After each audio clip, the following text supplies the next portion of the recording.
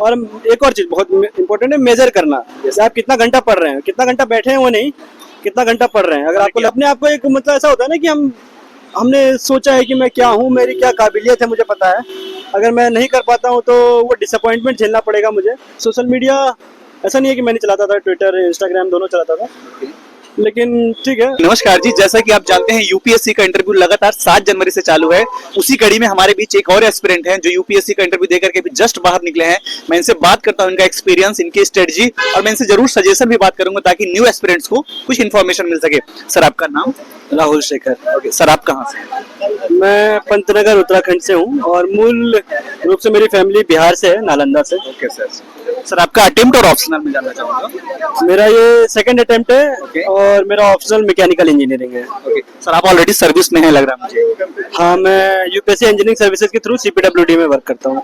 Sir, पहली चीज तो आपको कांग्रेचुलेशन उसके लिए, थैंक यू। सर, आप इंटरव्यू के बारे में एक्सपीरियंस जरूर जानना चाहूंगा कि आपका किसके बोर्ड में था, और कुछ इंटरव्यू के बारे में बताइए, वहां जाने के बाद कैसा माहौल था, एटमॉस्फेयर, फिर हम क्वेश्चन के बारे में बात कर लेंगे। मेरा ये दिनेश दादा सर का बोर्ड था। ओके। एंड देखिए कैसा जाता है यूपीएससी में ना, 2-3 चीजें हैं जो पता नहीं चलता कैसा गया। ओके। कोई भी इंसान को ऐसा नहीं लगेगा कि उसका इंटरव्यू खराब गया। ओके। वो नंबर आने पर पता चलता है कि कैसा गया।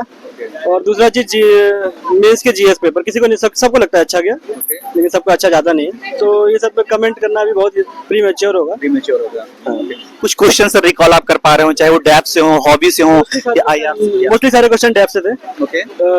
आज ट्रम्प का इनॉग्रेशन हुआ है कल रात को, तो उस पर भी था 1-2 क्वेश्चन। और जहाँ मैं वर्क करता हूँ उससे मोस्टली क्वेश्चन थे। ओके। सीपीडब्ल्यूडी से रिलेटेड। ओके। सेंट्रल विस्टा में मैं पोस्टेड हूँ। Okay. तो वही कर्तव्य पथ, न्यू पार्लियामेंट, इन सब से क्वेश्चन थे। ओके। एंड मैं हॉबी में ट्रैकिंग था। Okay. तो ट्रैकिंग से क्वेश्चन थे। ओके।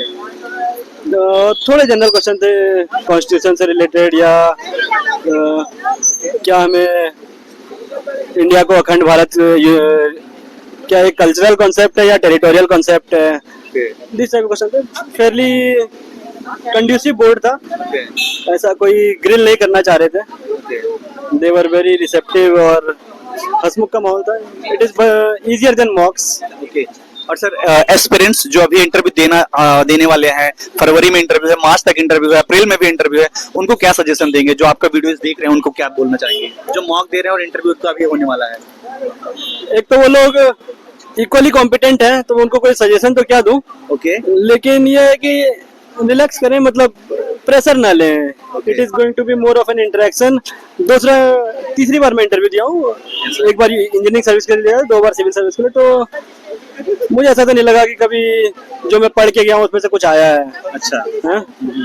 बेसिक आउटलाइन भी है कि ट्रम्प क्या सोचते हैं दुनिया के बारे में, या फिर तो आइडिया हो जाएगा। नॉट टू पैनिक, थोड़ा मतलब काम रहेंगे तो इट विल। ओके। और सर, ये तो हो गया उनके लिए जो प्रीलिम्स क्वालिफाई करके आए हैं। सर, फ्रेशर के लिए कुछ सजेशन दीजिए जो अभी अपकमिंग एग्जाम देने वाले हैं 2025-26 में, या कॉलेज गोइंग है जो अभी पास आउट हुए हैं कॉलेज से, उनको क्या सजेशन देना चाहते हैं? उनकी पढ़ाई का क्या स्ट्रेटजी होना चाहिए अकॉर्डिंग टू यू?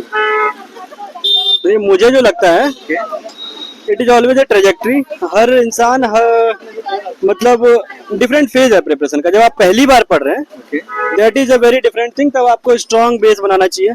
पहला 1-1.25 साल तो ऐसा नहीं सोचना चाहिए कि आप सीधे मिसाइल लॉन्च कर देंगे। पहले आपको बेस बनाना पड़ेगा जहाँ से लॉन्च हो सके। तो उसके बाद पहला साल तो आपको संतुष्टि से बेस बना लेना चाहिए। बहुत एम्बिशियस नहीं होना चाहिए कि मैं पहला अटेम्प्ट है और मैं दुनिया तोड़ दूंगा। पहले अटेम्प्ट में उन्हीं लोगों का होता है जो कॉलेज से पढ़ रहे होते हैं। एक्चुअली फैक्चुअल बात है। लोग बताते हैं कि मैंने 6 महीना पढ़ के कर लिया, दैट इज नॉट पॉसिबल। तो पहले अटेम्प्ट में ये करना चाहिए, आराम से बेस बनाइए। फिर जाके आता है सिलेक्शन। देखिए मेंस में ही होता है। Prelims is an elimination stage. UPSC चाहती है कि हम 15 लाख लोगों का, 10 लाख लोगों का एग्जाम नहीं ले सकते। तो हमको कोई ठीक ठाक 15,000 दे दो, हम उनका एग्जाम लेंगे। तो एलिमिनेट होने से बचिए। There are very basic strategies कि आप प्रीलिम्स कैसे करें। मेरा 2 बार में हुआ है, दोनों बार। तो मुझे लगता है कि एक ठीक ठाक बेसिक नॉलेज जिसको है, और जो उस 2 घंटे में काम रह सकता है। किसी को भी 20, 25, 30 क्वेश्चन से ज्यादा आएगा नहीं वहाँ पे। कोई बहुत ज्यादा पढ़ के आया तो 40, 35 आ जाएगा। लेकिन उसके बाद भी कामनेस की जरूरत है, क्योंकि जब आप केस मार रहे हैं तो वो चाहिए। मतलब कि बहुत सिंपल क्वेश्चन भी आया था इस बार कि वर्ल्ड लार्जेस्ट बॉर्डर किसके बीच में है, आया था ऐसा क्वेश्चन, यूएस कनाडा के बीच में है वो था।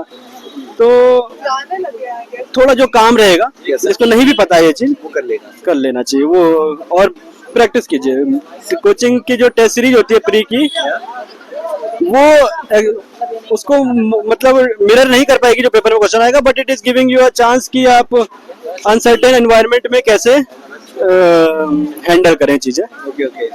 और सर क्या आपने नोट्स प्रिपेयर बनाया था अपने मेंस के लिए या प्रीलिम्स के लिए नोट्स?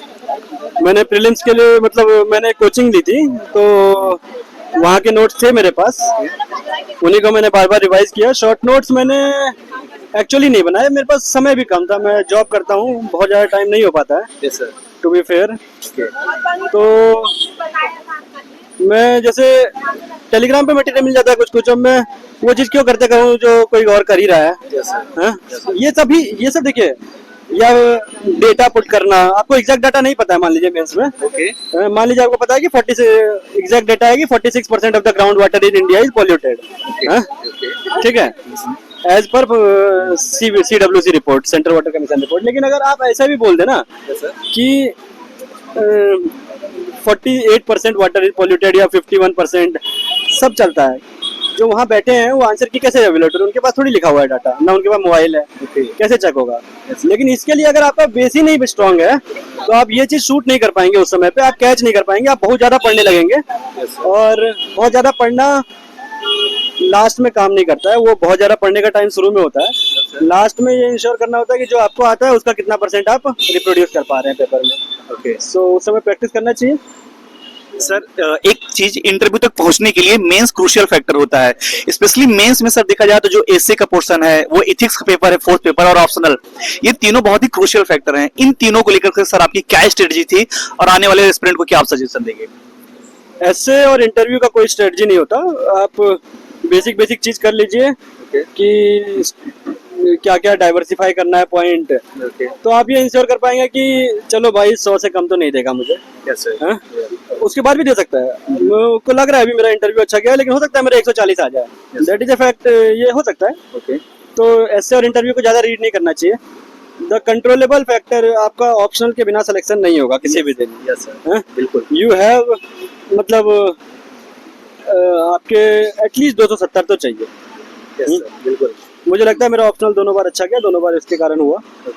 ठीक है, तो ऑप्शनल एक तो हर ऑप्शन अलग है, लेकिन अब आपको मास्टरी तो करनी पड़ेगी। मैं अपने ऑप्शनल का बता सकता हूँ, मुझे नहीं पता सोशियोलॉजी में कैसे करते हैं लोग, लेकिन उसके बिना कोई रास्ता नहीं है। Ethics is the easiest paper in mains. Ethics को अगर आप मास्टर नहीं कर पा रहे, मतलब लोएस्ट हैंगिंग फ्रूट है।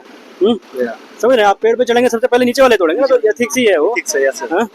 तो क्या ही है उसमें, मतलब ऐसा नहीं करना चाहिए क्या ही है, लेकिन उसमें आपको 6 क्वेश्चन है उस चीज का, आप 20-25 टॉपरों की कॉपी उठा लीजिए।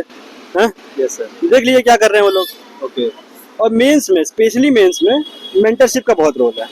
अगर हाँ, मेंटरशिप का रोल इसलिए है क्योंकि आप अगर किसी चीज से ना रूट से 5 डिग्री पे डाइवेट हो जाएंगे, जैसे क्या होता है वर्क आउटपुट, अगर आप पढ़े हो तो work output force into displacement into cos theta, अगर डेविएशन एंगल आ जाएगा तो आपके एफर्ट का आउटपुट बहुत कम आएगा। समझ रहे हैं? जैसे अब तो स्टैंडर्डाइज हो गया बुलेट पॉइंट्स में या नंबर्ड पॉइंट्स में आंसर लिखना, पहले नहीं था। तो ये कि लोगों ने लिखना शुरू किया, अब और चीजें आगे बढ़ गई हैं, लोग ग्राफ्स डालने लगे हैं, तो ये सब आपको धीरे धीरे इनकॉर्पोरेट करना पड़ेगा। स्टेक होल्डर ऐसे लिखने लगे इधर और उससे रिलेटेड वैल्यूज इधर, तो थिंग्स आर इम्प्रूविंग। आपको थोड़ा सा ट्रेंड में रहना पड़ेगा। जैसे 2019 में 18 में कोई पहली बार लिखा है बुलेट पॉइंट्स में, और वो लड़का फर्स्ट आ गया। ठीक है, अब हर कोई लिख रहा है। बिल्कुल। तो आज इस बार जो आएगा कुछ चीजें 3-4 साल और वो आउटडेटेड हो जाएगा। तो आपको करंट ट्रेंड में रहना पड़ेगा, उसमें मेंटरशिप हेल्प करता है। सर लास्ट क्वेश्चन, डिस्ट्रैक्शन को लेकर क्या बोलना चाहते हैं? यूथ को लेकर के बहुत बड़ा एक प्रॉब्लम है, वो चाहे सोशल मीडिया को हो या एनी काइंड ऑफ डिस्ट्रैक्शन हो, वो कैसे इसको कंटेन करें, मतलब इसको कैसे वो रिड्यूस करें और वो कैसे डिसिप्लिन मेंटेन करें? बिना इसके वो सर पढ़ नहीं पाएंगे, और पढ़ेंगे नहीं सर एग्जाम तक क्वालिफाई नहीं करेंगे, यहाँ तक पहुंचेंगे नहीं। देखिए, मोटिवेशन कभी भी फैक्टर नहीं होगा जो आपको एग्जाम निकलवा दे, ठीक है। It is always going to be habit and discipline. तो कंटेन कैसे करें, मतलब अगर आप सीरियस नहीं है तभी वहां जा रहे हैं। अगर आप बेस्ट चीज है जो मेरे लिए वर्क किया, हो सकता है उससे बेटर चीजें हो। जी जी। मेरे लिए वर्क की कि मैं हफ्ते भर का टारगेट एक बार लिख लेता था, फिर मैं रोज रात को कल का टारगेट लिख लेता था। Okay. And I try to match कि मैं इतना कर पा रहा हूँ, मोस्ट ऑफ द डेज कर पाता था।